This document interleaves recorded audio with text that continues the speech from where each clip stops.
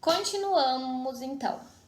Então, a gente viu o que é a intertextualidade, que é a relação entre os textos, e agora a gente vai ver os tipos de intertextualidade.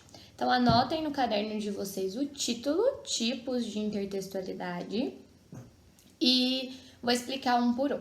A cada um vai haver um slide, que é aquele slide meio roxo, meio azul.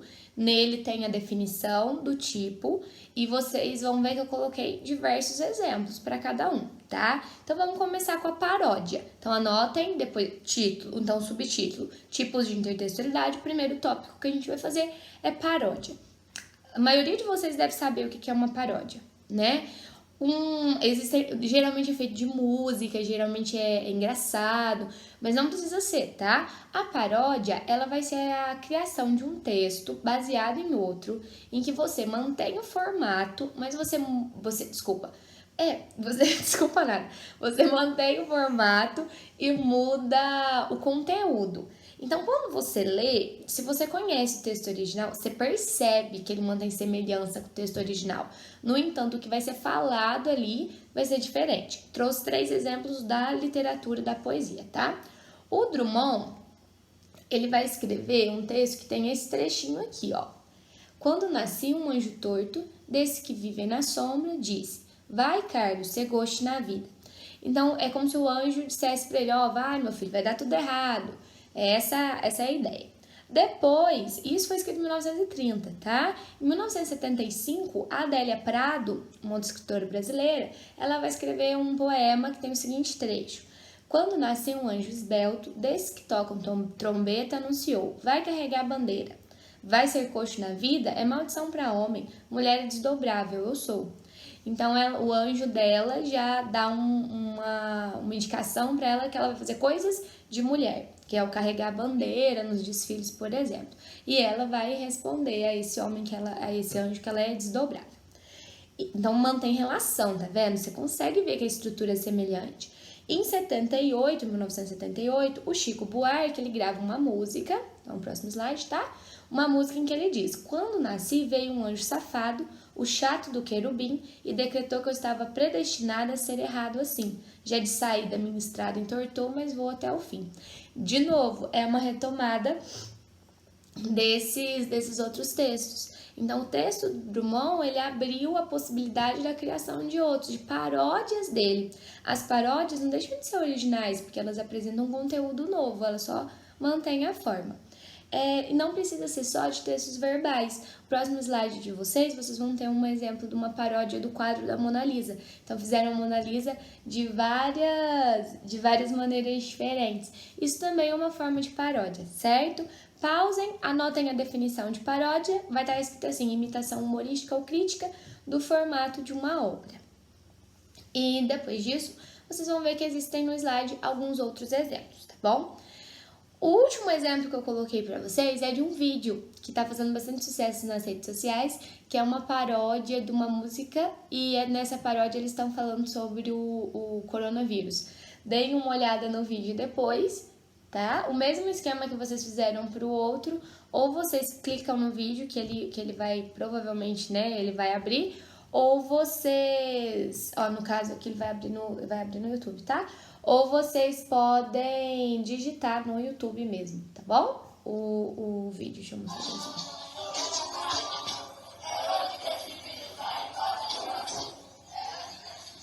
Então, a paródia é essa recriação do texto original, mudando o conteúdo e mantendo a forma. Vamos para o segundo tipo de intertextualidade. Anotem no caderno de vocês o próximo tópico, que é a alusão. Quando eu digo que eu vou fazer alusão a algo, eu vou fazer uma referência ampla a algo. Por exemplo, você está explicando algo para alguém e você diz: minha avó já dizia que... E aí você conta o que a sua avó dizia. Você está passando a ideia que ela tinha. Então, a alusão ela é uma referência mais vaga, mais ampla. Tem a definição para vocês no slide também, anotem, que diz o seguinte: é uma referência vaga, breve e indireta que se faz a algum dizer, texto ou obra. Então, é uma referência que ela é mais ampla.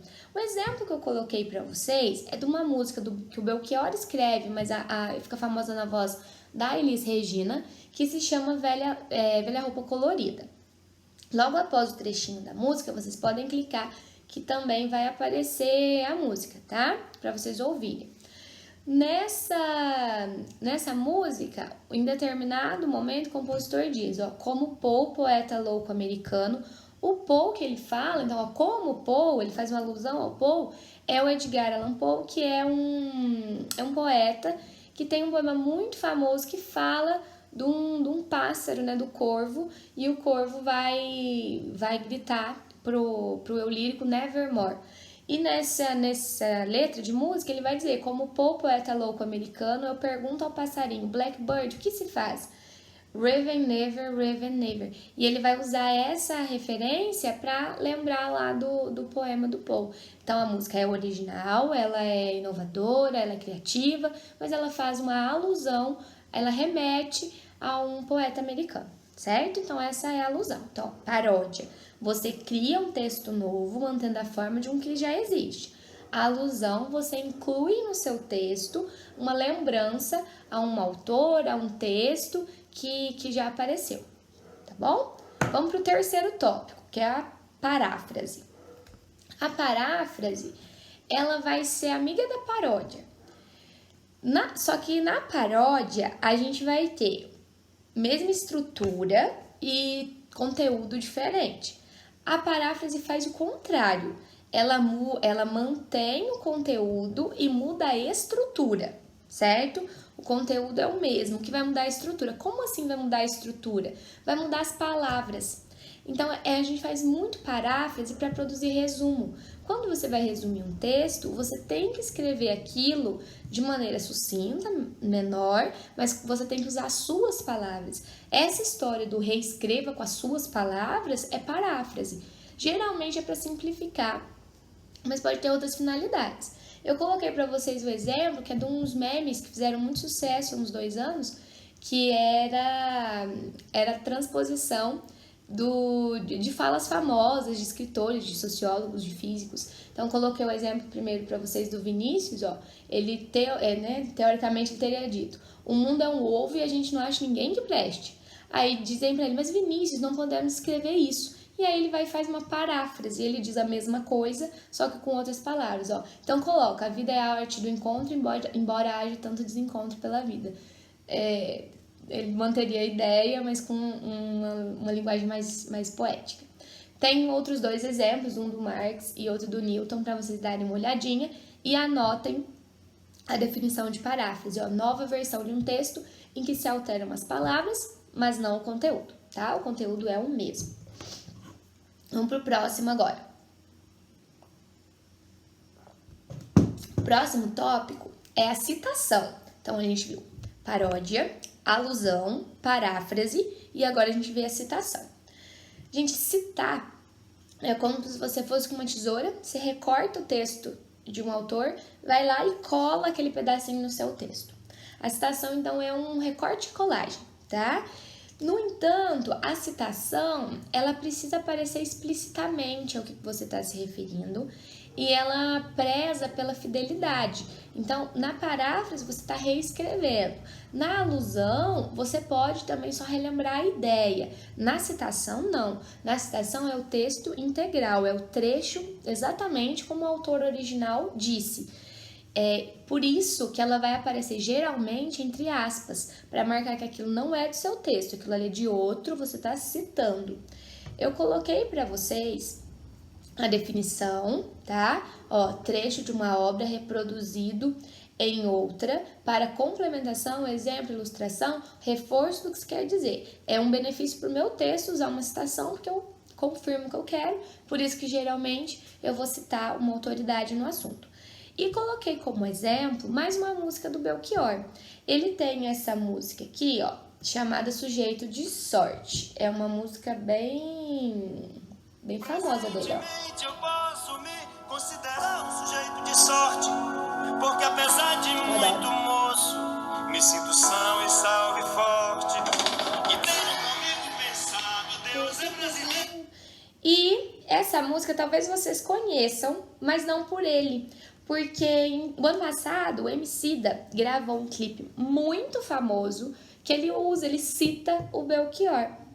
Então ele usa trechos da música do Belchior e cria uma música chamada Amarelo, uma música incrível do Emicida, muito legal, que também tá o vídeo lá para vocês assistirem. Assistam o clipe inteiro, porque ele vai ser importante porque a gente vai entender daqui a pouquinho. E nesse clipe tem um momento, né, nessa música do Emicida, tem um momento que ele inclusive fala, Belchior tinha razão. Então ele cita e mostra de onde ele tirou. Isso é a citação. Por que eu falei para vocês assistirem o clipe todo? O clipe é muito bonito, ele vai mostrar várias histórias mesmo de inspiração e ele começa de um jeito bem inusitado. O clipe começa com um áudio de WhatsApp em que alguém está desabafando e a gente percebe claramente que alguém está sofrendo com problemas psicológicos, que está numa situação de angústia muito grande. É um áudio muito pesado que muitas vezes deixa a gente mal mesmo. Mas é legal porque a música vai tentar reforçar isso depois, vai tentar mostrar que é preciso seguir em frente. Mas para nossa matéria não é por isso que eu tô pedindo para vocês perceberem. É porque eu queria que vocês vissem que o que o Emicida fez? Além de usar a citação do Belchior, ele ainda usou um outro tipo de som, que é o áudio, e ele inclui isso na música dele. O nome disso, gente, é sample. Aqui, ó, tá a definição para vocês como uma curiosidade, tá? Para quem gosta de música mesmo, para quem gosta de edição, que o sample é a reutilização de uma parte de uma gravação de som, né, em outra gravação. Então, ele usa o áudio do WhatsApp, usa o trecho do Belchior na dele. Então, é um recurso da indústria fonográfica, tá bom? Não é a minha área, inclusive, estou colocando aqui para vocês como uma curiosidade. O que eu preciso é que vocês se foquem, por enquanto, na citação mesmo, tá? Então, vimos paródia, alusão, paráfrase, citação. Agora a gente vai para tradução. Já falamos de tradução na aula, inclusive a gente falou muito que a tradução ela é uma espécie de traição do texto original, que não existe uma tradução integral porque as culturas são diferentes, então as linguagens são diferentes e em diferentes línguas você pode não estar expressando exatamente a mesma coisa que uma palavra, um significante do primeiro idioma. Então, a tradução ela também é considerada uma intertextualidade, porque é uma relação entre textos. É como se na tradução você estivesse, no fundo, criando um texto novo, principalmente quando a gente fala de textos literários. E eu coloquei para vocês verem, lembra que eu falei no começo do vídeo do Corvo, do Edgar Allan Poe, que ele tem um poema famoso? Eu coloquei para vocês duas traduções desse poema, de 2 trechos. As duas traduções são do mesmo trecho, as duas são para o português, as duas são de grandes representantes da literatura, mas elas vão ficar muito diferentes. O primeiro que traduz é o Fernando Pessoa e o segundo é o Machado de Assis. O Fernando Pessoa é um poeta, então ele vai se preocupar muito com a sonoridade da tradução. O Machado de Assis é um famoso romancista, então ele já está preocupado um pouco mais com o conteúdo. Então vocês vão ver que na hora de traduzir, nenhum dos dois fez exatamente o que o Poe fez, porque isso é impossível. Então nos dois tem versões novas do texto anterior. Por isso que a tradução também é uma forma de intertextualidade. Anotem a definição de tradução agora, que é a versão de texto transposto de uma língua para outra, e percebam que eu coloquei para vocês um exemplo de uma perda na tradução. Vocês provavelmente vão falar disso ano que vem, quando tiverem as aulas de inglês com a Thalita, e vocês vão ver que existem algumas expressões que dão errado na hora que elas são traduzidas. E aí a gente vai usar Lost in Translation. E aconteceu no Brasil, no ano passado também, um caso desse, que é uma campanha da Embratur, ó. Ela ficou famosa, essa campanha, e eles produziram a seguinte frase, né? Brasil, visit and love us. Teoricamente seria Brasil, visite e ame o Brasil. Só que essa expressão não soa bem em inglês. Eu li um artigo, né, dizendo que ela soa como Brasil, visite e faça sexo conosco. Então, não foi legal a campanha. Ela, inclusive, foi reformulada depois. Então, olha como que a tradução, ela pode provocar esse tipo de coisa. Ela é uma intertextualidade que merece muito cuidado.